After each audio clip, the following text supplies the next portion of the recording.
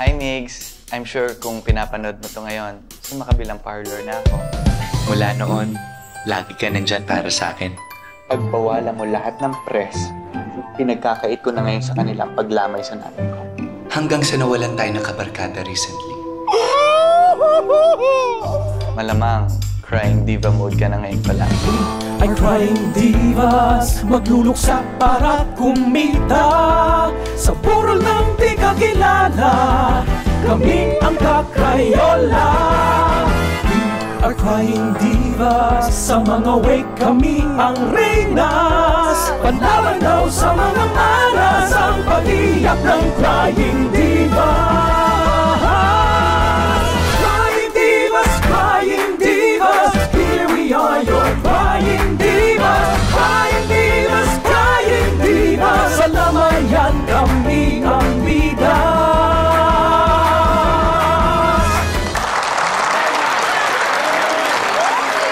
Good job daw, guys! Ang pangit kaya ng acting mo. Sinira mo yung show. Ah, sinira ko? Oo. Eh, kung yung mukha mo yung sirain ko, bakla.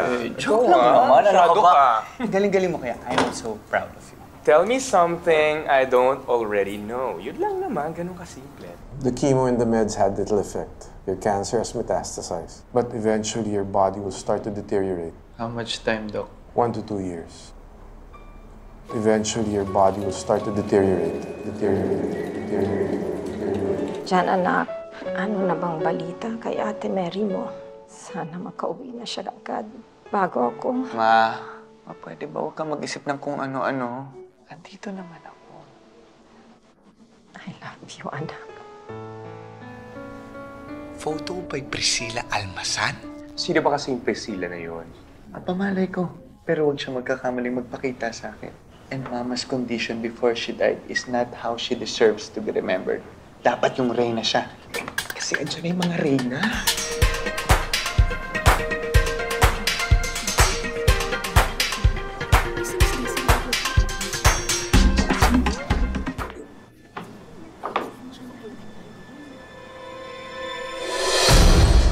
Sino ba dito ang anak ni Elizabeth? Ako po. Condolence. Condolence. Sumain niyo rin? Naku, naawa naman ako sa mama mo bago mamatay. Sabi ko sa sarili ko, siya ba ang tumalo sa akin sa beauty contest? Parati akong first runner-up. At ngayong patay na ang reyna, Sa akin ang corona. Miss Priscilla Almasan! Ikaw? Si Priscilla?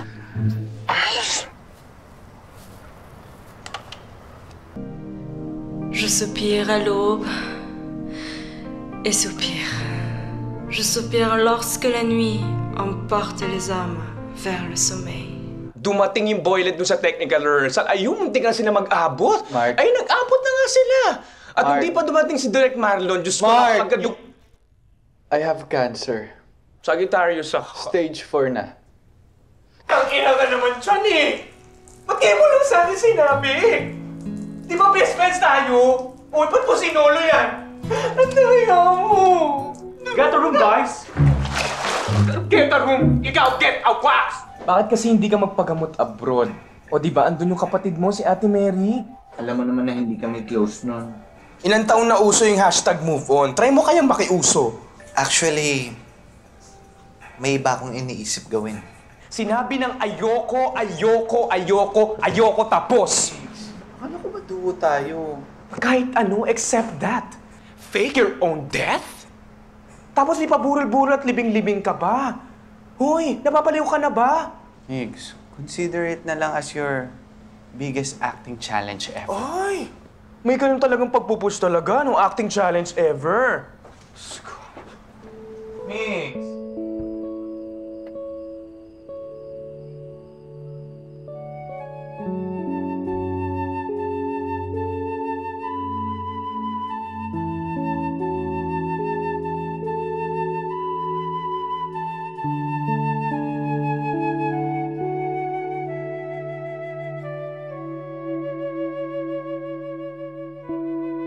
Huwag kayong mag-alala. Makakasigurado ang mga trabaho ninyo sa akin.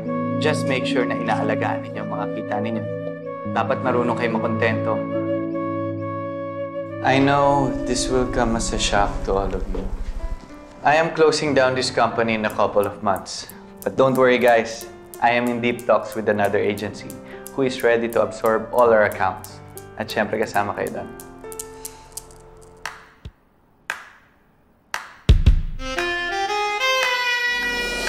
Ang crying divas parang artista,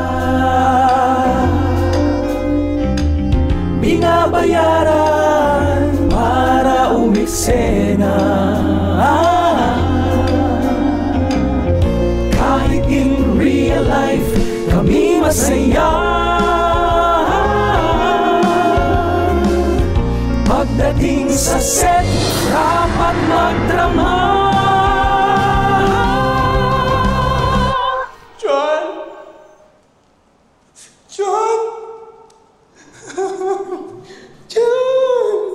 You're so freaking unprofessional. Mark! Now, you better get your act together on my stage, or I will make sure that this will be the death of your theater career. C'était bien mieux de mourir et de vivre dans un sommeil sans rêve. D'être inconsciente.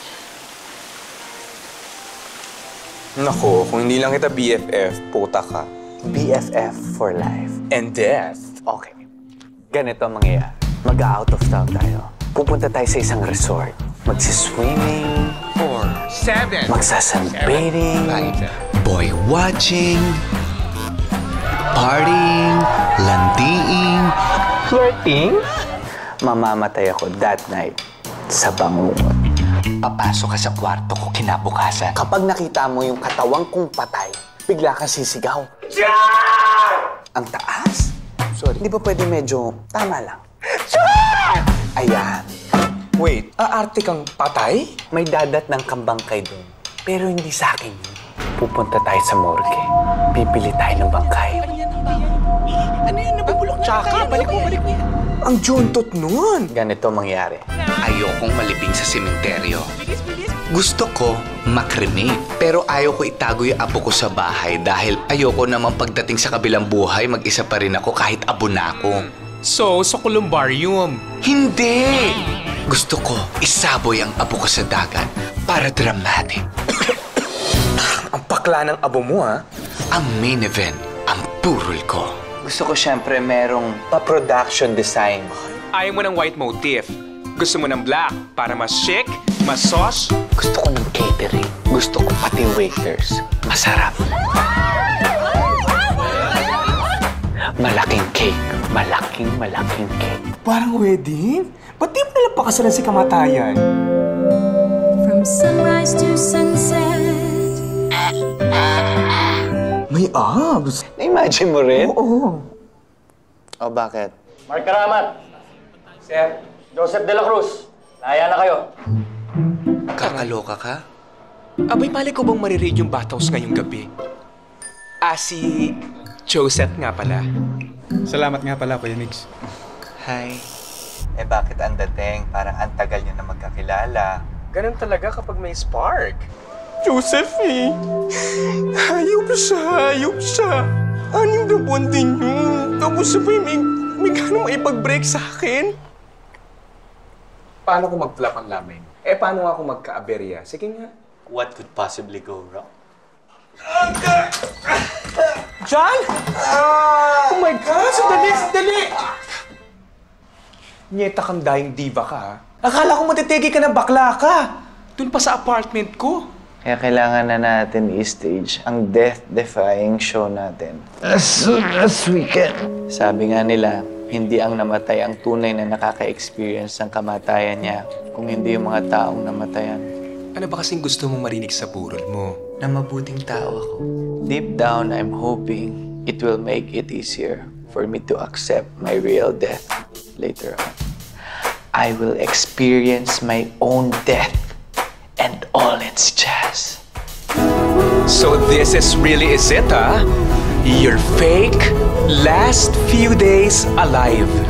Let's do this. Enjoy your stay, ma'am, sir. Meron ako sa'yong gusto ipamana. Yung business ko, Naku, alam mo namang hashtag boba ako sa mga business, ano? Wag lang bathhouse, ha? Bakla ka. Okay, kung Make Your Mark Beauty Salon and Fashion Boutique. May pangalan na talaga kaagad? Yes. Sigurado ka na ba sa gagawin natin? Paulit-ulit? Kinakabahan ako. May time nung bata ako, akala ko mamamatay na ako. Isa sa mga lagi kong dinadasal noon hanggang ngayon, na sana wag akong maunang mawala sa kanila. Ako yung tumatayong tatay sa amin simula nang mamatay si Papa. Super thank you kasi ipapamana mo sa akin yung business mo. No one deserves it more than you. Pronounced dead on arrival siya. Bangungot nga daw. Nasaan ka na, bakla ka?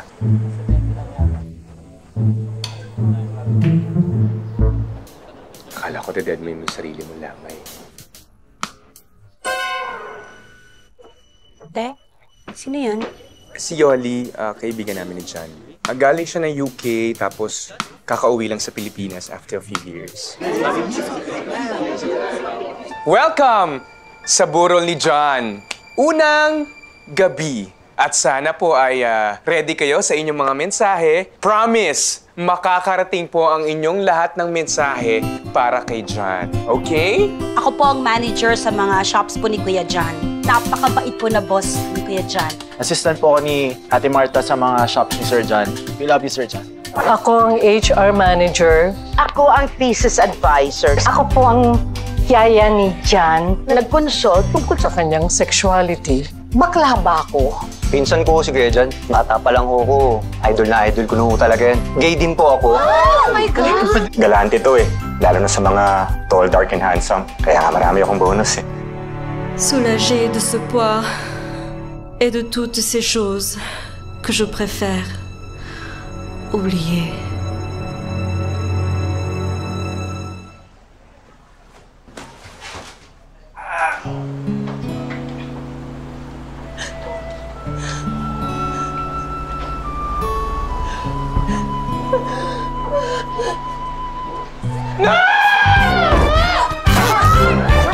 Ako, ate, ayaw talaga ni John na mabuksan yung kabaong niya. Ang gusto niya, yung buhay na buhay siya sa alaala ng lahat. Pati sa'yo. Ang bilis mo naman atang makauwi, kakapost lang namin sa Facebook tungkol sa pagkamatay ni John. Nakaschedule ba yung pag-uwi mo ngayon? Matagal na. Bakit di mo sa akin sinabi na uuwi si Ate Mary? Baka kasi hindi ka pumayag na gawin to. Hindi na nga madali itong ginagawa natin eh. Maglilihim ka pa ng ganito. Sorry na. Nakita ko si Ate Mary kausap yung doktor mo. Diyos ko, mabubuking na tayo! Maraming salamat sa pakikiramay. Ako nga pala si Ate Mary, ate ako ni John. Anong pangalan mo? Si Yoli siya. Pipi siya.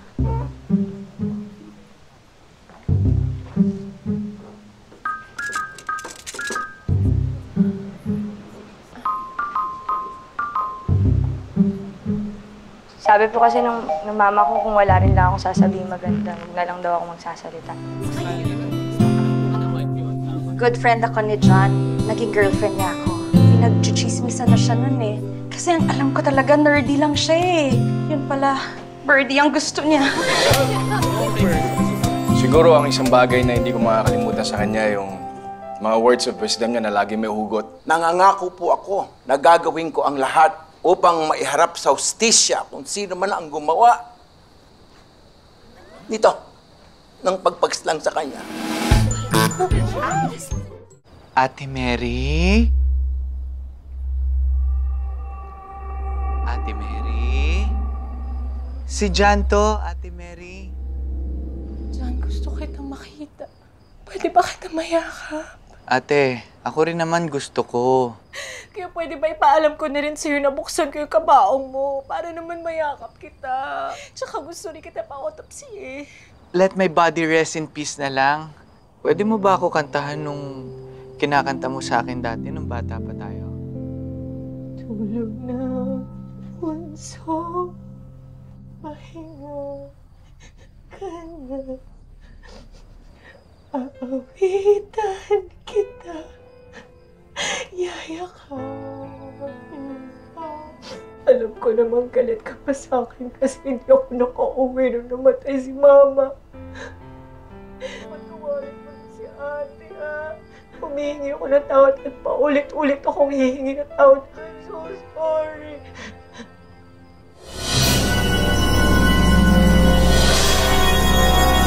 Reposer de la douleur et du désespoir qui ne connaît aucun lendemain.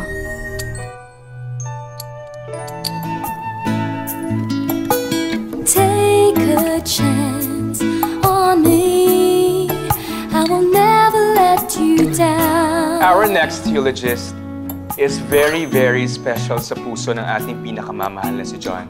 One of his best friends for life, Mr. Luke De Guzman. Special talaga sa akin si John. May special feeling siya para sa akin. Pero hindi nagbagong pakitungo niya sa akin nung sinabi ko sa kanya hanggang friendship lang ang kaya ko ibigay. Naging best friends pa rin kami. Yung first baby ko, sa kanya ko pinangalan. I love you, Luke. Oy, ayan, gamot mo. Ayoko pa mamanhid. I wanna savor the moment. Kahit masakit, may pa-thank you si Mayor. Ay! Ano na naman yan? Maldives! Oh my God! I'm speechless! OMG!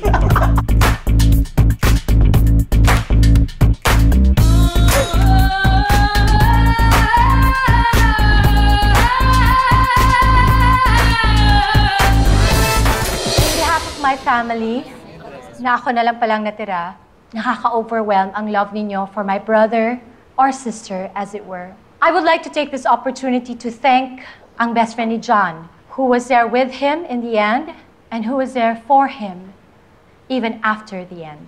Hindi lang pala romantic ang soulmate. Pwede rin palang soulmates ang dalawang magkaibigan. Pwede rin maging pamilya ang hindi magkadugo.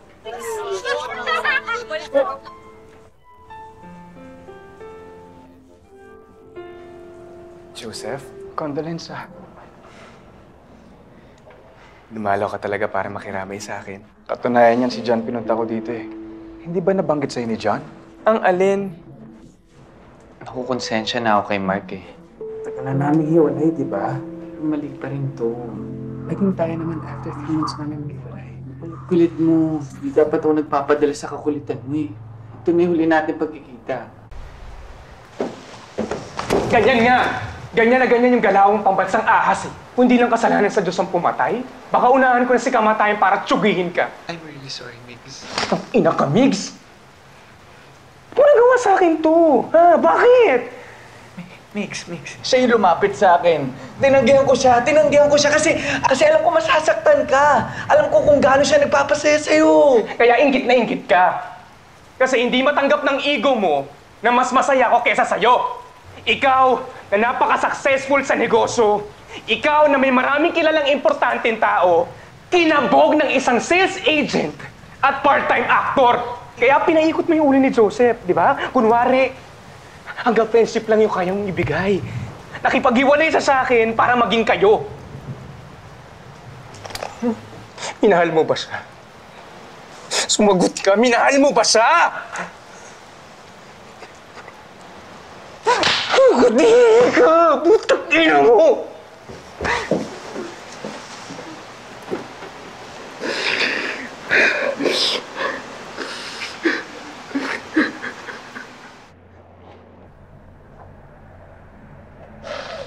Punso, saan ba kita ilalagay?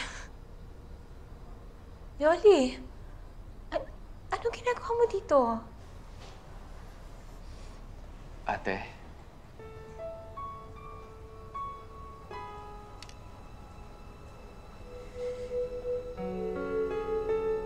Anong kabaliwan to? Hinayaan mo ko umiyak ng galon-galon? Tapos buhay ka pa pala? Sino to? Hindi ko rin kilala.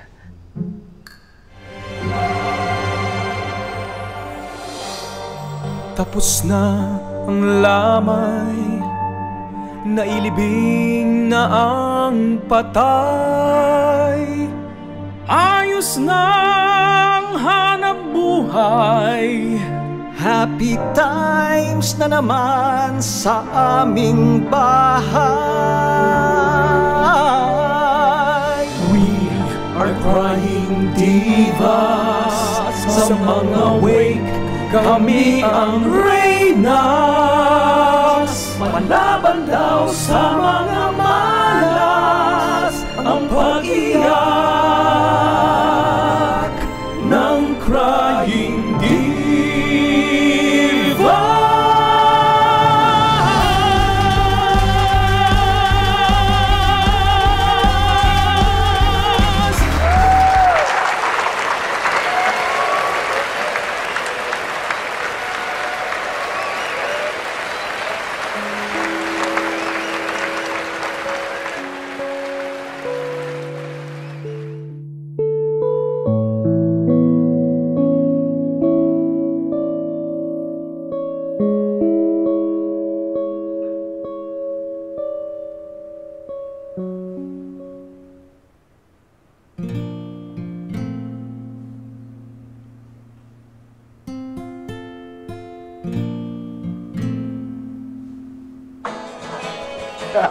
Hoy, halika na dito. At gusto mo nang mawala. Bakit kaya ako? Guys! Yaring last. Okay, congratulations to all of us for the huge success of the show. Thanks, Dave. We will have an extended run in 2 weeks.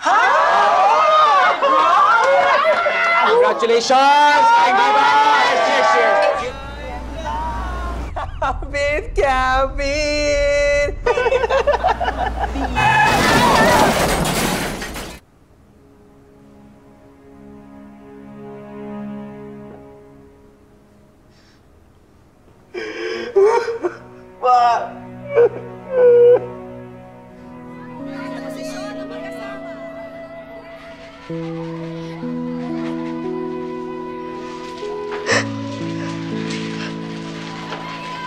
Nakikiramay po kami.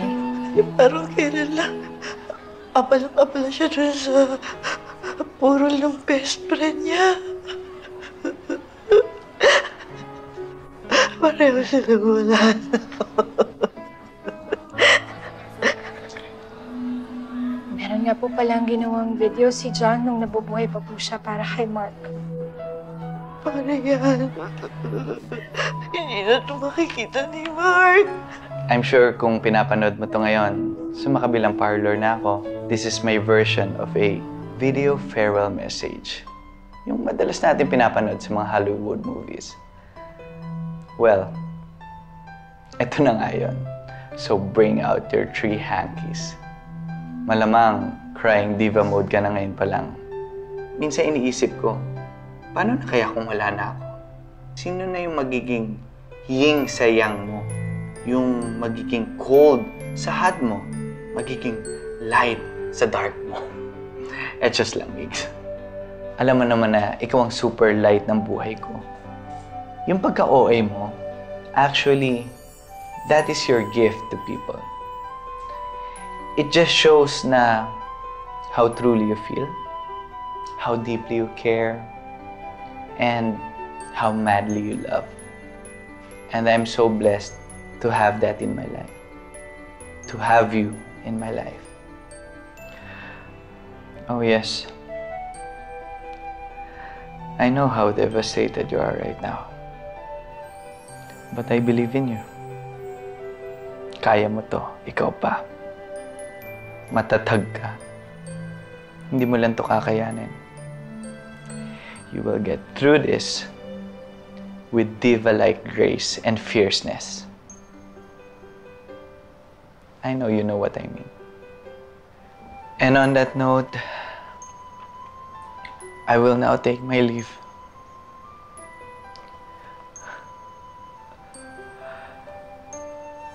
I won't say goodbye.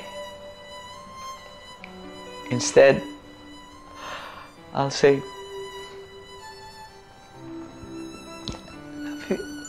love you, Mix. I'll see you soon.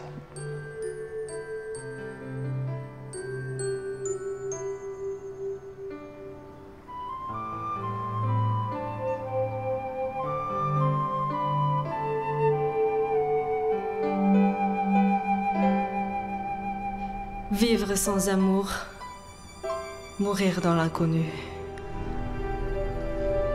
Personne pour se lamenter, négliger et seul.